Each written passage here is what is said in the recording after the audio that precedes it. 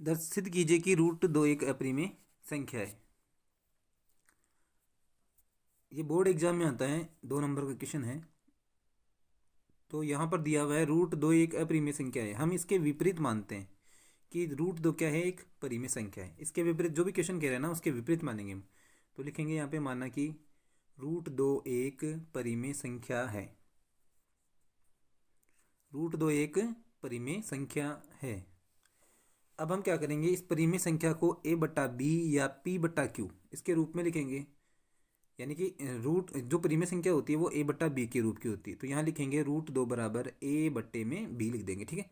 जिसमें b का मान क्या नहीं होना चाहिए, 0 नहीं होना चाहिए। उसी को तो हम परिमेय संख्या कहते हैं, ठीक है। तो यहाँ पर हम क्या करेंगे, अब दोनों तरफ वर्ग करेंगे, दोनों साइड, यानी कि रूट दो का भी वर्ग करेंगे और a बटा बी का भी वर्ग करेंगे, ठीक है।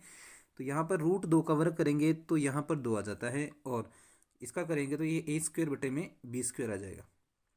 अब हम करेंगे यहाँ पे तिरछा गुणा, यानी कि वज्र गुणा। तो वज्र गुणा करते हैं तो दो बी स्क्वेयर बराबर होता है a स्क्वेयर, ठीक है। इसे आप, ये क्यों होता है, प्रमेय 1.3 की वजह से होता है, और इसे आप समीकरण नंबर 1 दे सकते हो, ठीक है। अब हम आगे करते हैं। जैसे कि मान लो यहाँ पर दो बी स्क्वायर किसको विभाजित कर रहा है, ए स्क्वायर को विभाजित कर रहा है। यानी कि हम बी का मान यहाँ पे 5 रख लेते हैं, तो आंसर कितना आ रहा है, 10 आ रहा है। तो जैसे कि हम यहाँ पर 5 का भाग देंगे ना, 2 × 5 बी का मान रख के, तो यहाँ पर जो आंसर आएगा ना, वो आपके ए स्क्वायर का मान आएगा, यानी कि ए का मान आ जाएगा, ठीक है। तो यहाँ पर हम क्या करते हैं, 2 का भाग देते हैं यहाँ पर, ठीक है। तो 10 में 2 का भाग दे दिया तो कितने आ गए, 5 आ गए यहाँ पर। तो 2 क्या कर रहा है, बी स्क्वायर को विभाजित करता है, ठीक है। तो यहाँ हम एक लाइन लिखेंगे, अगर दो बी स्क्वायर को विभाजित कर रहा है ना, तो बी को भी, सॉरी, दो है ना ए स्क्वायर को विभाजित करता है, तो हम यहाँ लिखेंगे कि दो बी किसको करेगा, ए को भी विभाजित करेगा। ये ध्यान रखना है आपको। तो इसलिए दो ए स्क्वायर को भी क्या करेगा, विभाजित करेगा। ये होता है आपके परिमेय नंबर 1.3 से।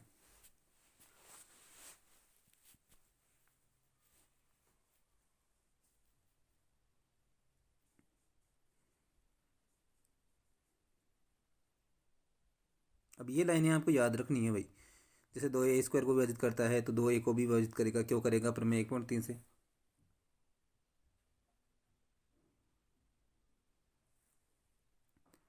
अब हम क्या करते हैं, यहाँ पर दो बी स्क्वायर, यानी कि यहाँ पर जो आंसर आया ना हमारा, ये तो अ, दो का भाग अगर हम 10 में देंगे तो उत्तर क्या आ रहा है, 5 आ रहा है।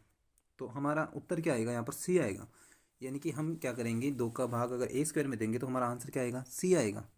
तो हम यहाँ लिखेंगे कि दो सी बराबर क्या होगा, ए होगा। क्या होगा, दो सी बराबर क्या होगा, ए होगा।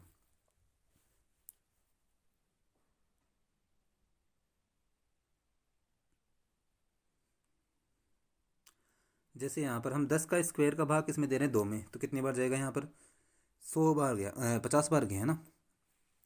तो यहाँ हम क्या करेंगे, 10 का भाग अगर 2 में देंगे तो हमारा आंसर 5 आएगा। तो इसका मतलब वहाँ तो क्या आ रहा था, ए आ रहा था, और यहाँ क्या आ रहा है, नया आंसर आ रहा है, यानी कि सी आ रहा है। तो हम इसलिए यहाँ पर हम क्या कर रहे हैं, सी कर रहे हैं, ठीक है।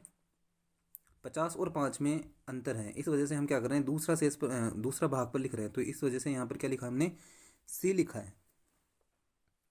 तो दो सी बराबर ए हो जाएगा। अब इस एक के मान को हम क्या करेंगे, समीकरण नंबर 1 में रख देंगे, ठीक है।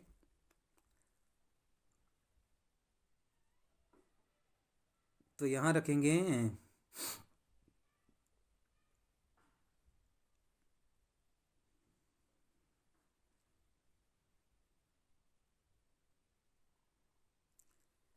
ए का मान समीकरण नंबर 1 में रखने पर,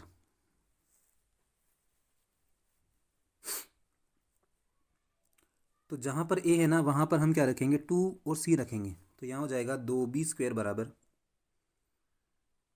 दो बी स्क्वेयर बराबर दो सी का होल स्क्वायर आएगा, ध्यान रखना।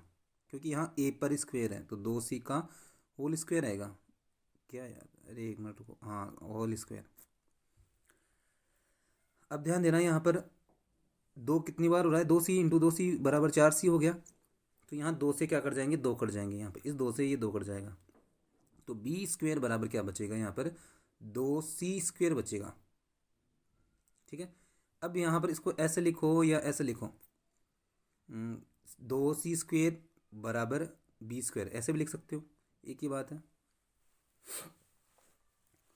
अब ध्यान देना, यहाँ पर वही लाइन वापस लिखनी है जो अभी आपने लिखी है कि 2 किसको विभाजित कर रहा है, b² को विभाजित कर रहा है।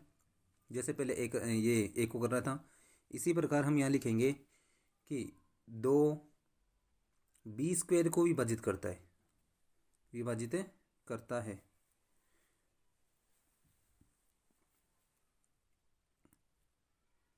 तो इसलिए 2b को भी क्या करेगा, विभाजित करेगा।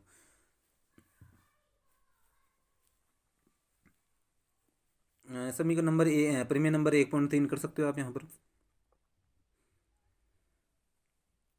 पर भी आप प्रमेय 1.3 लगा लेना। अब आपको कुछ लाइनें लिखनी है, वो आपको याद रखनी है मान रखने के लिए, ठीक है। आपको एक बार समझाने के लिए बता देता हूँ। जैसे 10 में 2 का भाग दिया तो और 12 में 2 का भाग दिया, तो इन दोनों के आंसर अलग अलग आ रहे हैं, ध्यान रखना। 2 का भाग दिया तो इसमें 5 बार गया और इसमें कितनी बार गया, 6 बार गया, ठीक है। अब आपको ये लाइनें लिखनी होती है, यानी कि यहाँ पर कौन कौन से नंबर आपके कम से कम एक उभयनिष्ठ गुणनखंड है। तो यहाँ पर कौन कौन से हैं, उभयनिष्ठ गुणनखंड 2 आ रहा है इसमें, क्योंकि 2 का इसमें क्या जा रहा है, दोनों में भाग जा रहा है। परंतु इससे इस तथ्य का विरोधाभास प्राप्त होता है कि ए और बी सहभाज्य हैं। विरोधाभास अपनी त्रिविध कलना के कारण प्राप्त हुआ है कि एक √2 क्या है, एक परिमेय संख्या, ये हमने माना है, अपनी त्रुटि थी इसलिए माना है। अतः हम निष्कर्ष निकालते हैं, क्योंकि हमने माना है, यहाँ पर देखो माना √2 एक परिमेय संख्या है, तो हम निष्कर्ष निकालते हैं कि ये परिमेय संख्या ना होकर क्या है, एक √2 एक अपरिमेय संख्या है। ये आपको लिखना है, ये लाइनें आपको याद रखनी है एग्जाम में, ठीक है। 2 नंबर का क्वेश्चन आता है, इंपॉर्टेंट क्वेश्चन है। तो इसी प्रकार से हम आगे √3 वाला सवाल कर लेंगे। तो देखो मैं यहाँ पर चीज़ों को चेंज करूँगा केवल, है ना।